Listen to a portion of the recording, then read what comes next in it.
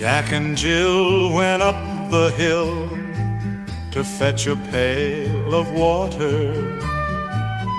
Jack fell down and broke his crown, and Jill came tumbling after. Up they climbed so full of cheer, not knowing trouble was so near. The ground was wet, the slope was steep, and soon they both began to weep. Jack lay still, his head so sore. Jill rushed down to find some more. A gentle hand, a caring heart, helped the two to make a start.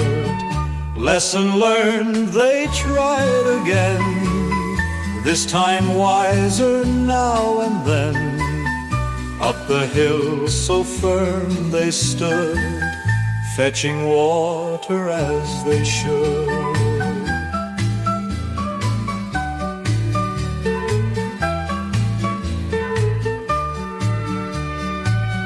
Jack lay still, his head so sore.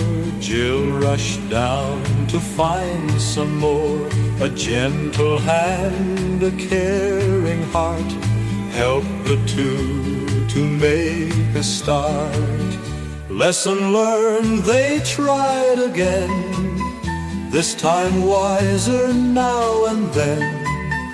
Up the hill so firm they stood, fetching water as they should.